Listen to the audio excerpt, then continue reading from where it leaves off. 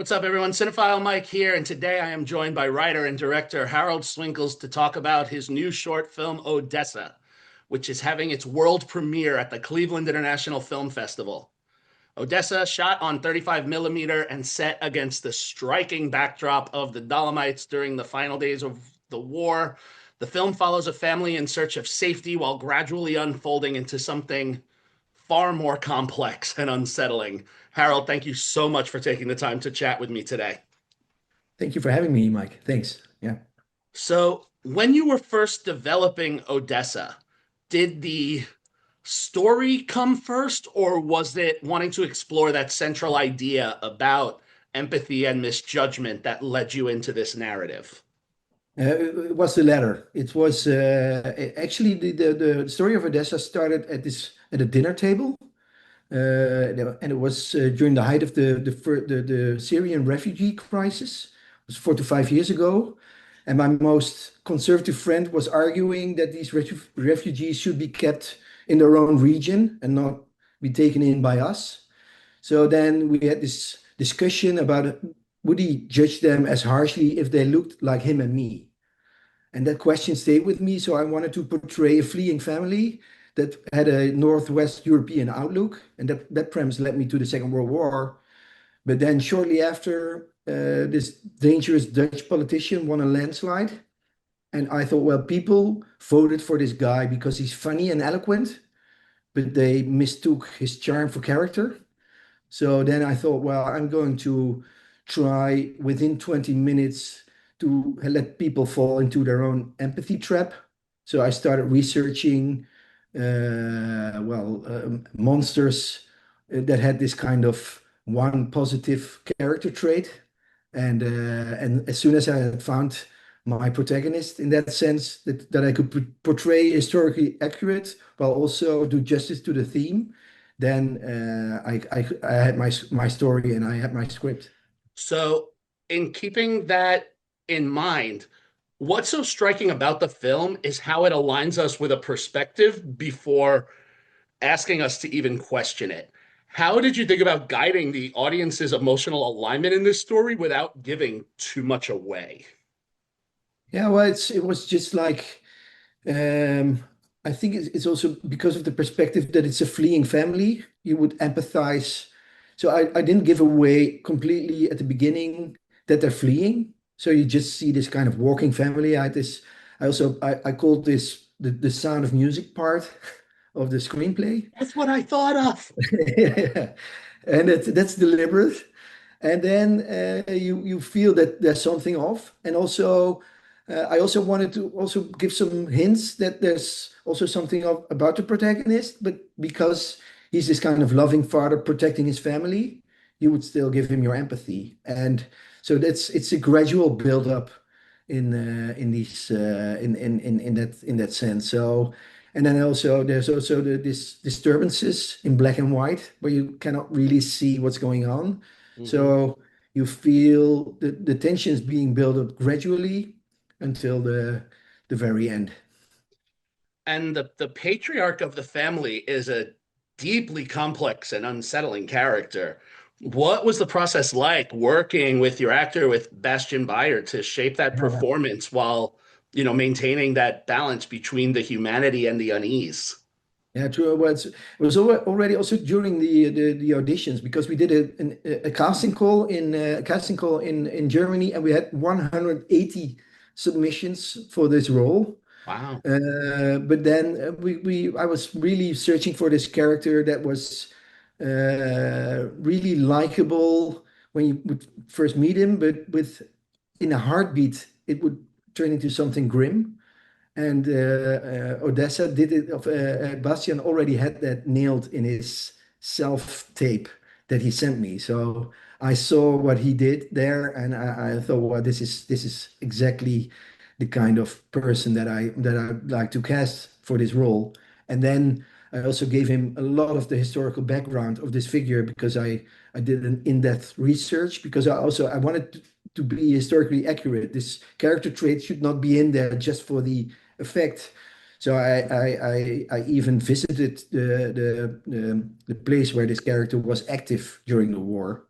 Mhm. so that I could be certain that this was actually this his redeeming trait, and it was confirmed that it was. Yeah. And playing that duality, I mean, I have to say there's also a striking contrast between the beauty of the landscape. Like there's some absolutely beautiful, stunning landscapes in this, and then that underlying tension in the story. I'm curious, how intentional was that juxtaposition when you were shaping the tone of the film? It was completely deliberate because Okay. we wanted the whole film is about duality. And also the Dolomites are historically accurate because the historical figure fled over the Dolomites, but also those mountains are kind and cruel at the same time. So they're beautiful and gruesome. So that made it the perfect backdrop for the story as well.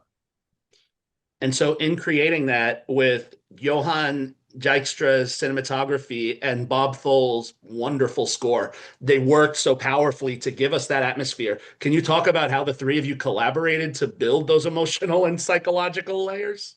Yeah, we did. We said, well, we want to raise the tension throughout the film, and I gave Bob Thole the challenge to build the whole score based on only one instrument, which is an ancient instrument. So it's a Carnix horn, which was used in the during the period of the Romans in the Alps. When the Celts would fight the Romans, it would be used to scare them off. But this instrument was also used at funeral rituals. So, and we found there were only two people in the Netherlands that could still play this horn. So we went into the studio with one of these musicians, and we just made him make sounds with this horn so that we could use it in the film. And we would actually, Bob and I would say, not so much to play a melody, we would say would like it to sound sad or angry or haunting. And then the guy would give us the sounds, and then we started building the composition based on the sounds that the instrument gave us, instead of going into a studio where you then finally record your score. So it was a bit weird, but also really great to do it in that way. And with Johan, it was a bit like the same. It was also for his first experience with 35 millimeter. So, and we heard a lot of horror stories about things that could go wrong, especially of bringing a celluloid camera in October to the mountains. But also we had this kind of image that the camera would always be a little closer to the protagonist than to the other players, and especially at the beginning in the Sound of Music part of the Mhm. story, the camera is quite static. Mhm. And then when you start really running with the family, we shot everything handheld. So it was also quite harsh for Johan to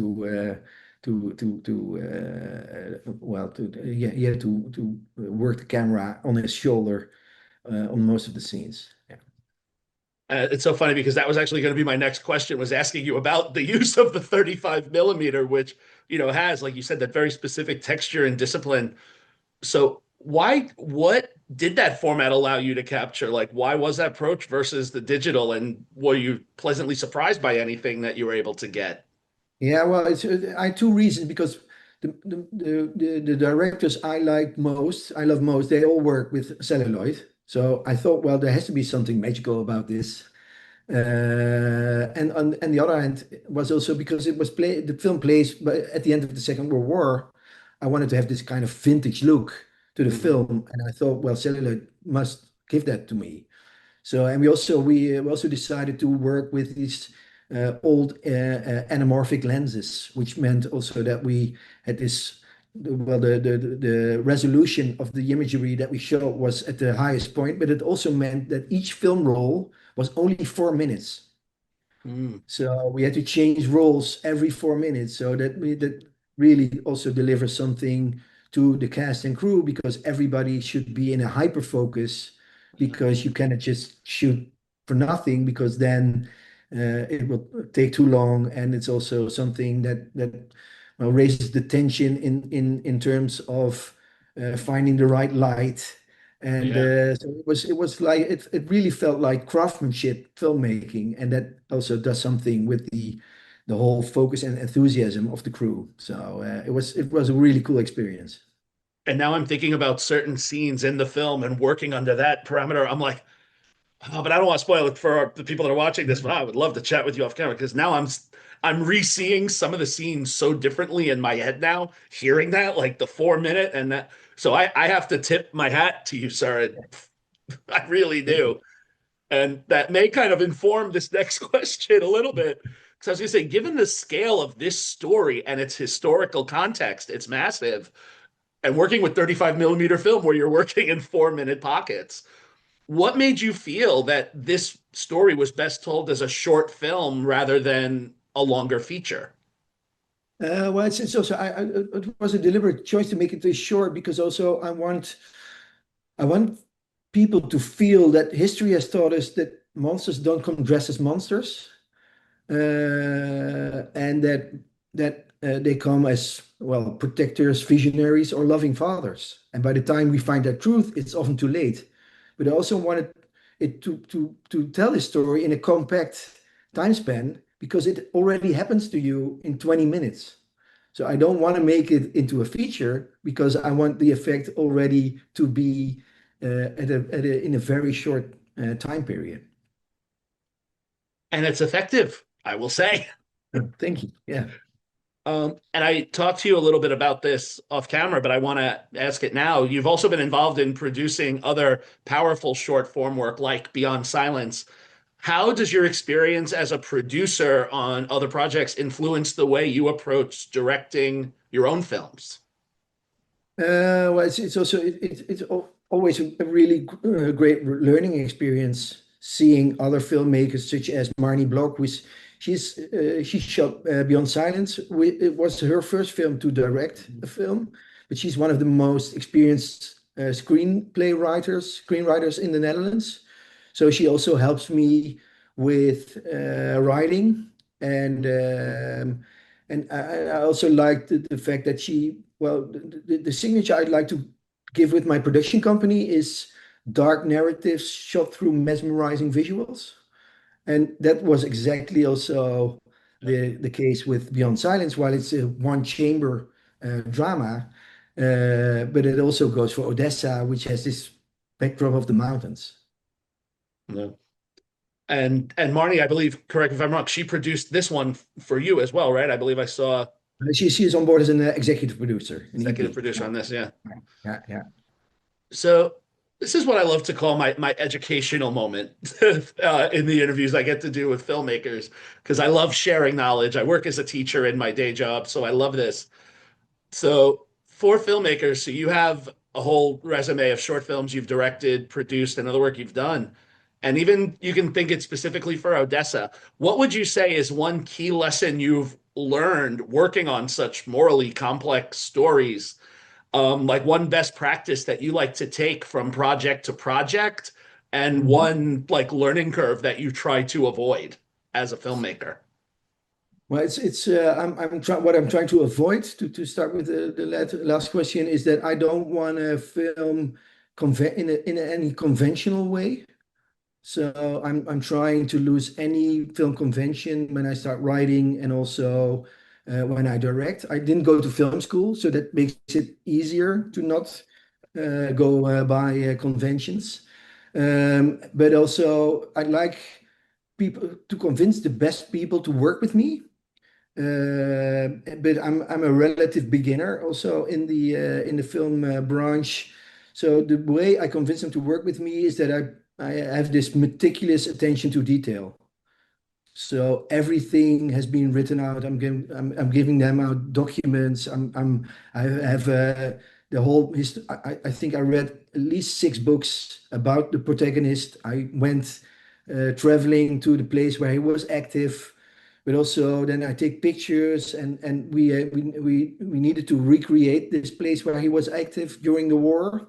Mhm. So then I also go to like old bookshops to find photos that nobody's ever seen of this place, so that the visual effects artists they love working with me because they get so detailed briefings that they can actually recreate history in a way that I also like to work. So it's that's if you're willing to go all in on details, then a lot of people that are better at certain aspects of filmmaking than yourself are willing to work with you, even if you're not that experienced yet.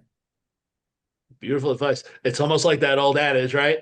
If you prepare, if you fail to prepare, prepare to fail. Yes, exactly. So, Odessa is a film that really challenges the audience. As people begin to discover Odessa and they see it, what are you hoping people sit with or question when the film ends? But when the film ends, the biggest reward I get when the film ends is when the audience is completely silent. Well, that's the best review because then they are really well internally questioning what they've seen in the last 20 minutes because it's also because the reveal at the end it makes you question what you've actually looked at. But Mhm. also I want people to leave the cinema and start talking about based on what character traits they give people their sympathy or even their vote. So, and that's because it's also part of the origin story. I would say, well, don't mistake charm for character, but look beyond that. Amazing. Well, Harold, thank you so much for taking the time to chat with me today. Congratulations again on Odessa. It's a beautiful, beautiful film. I can't wait to see the journey it takes. The film is screening at the Cleveland International Film Festival, so please be sure to check it out. We'll include links to the film in the notes.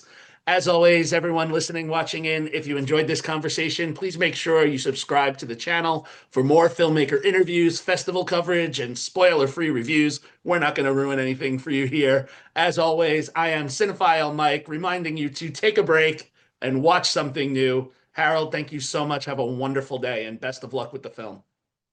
Thank you so much, Mike.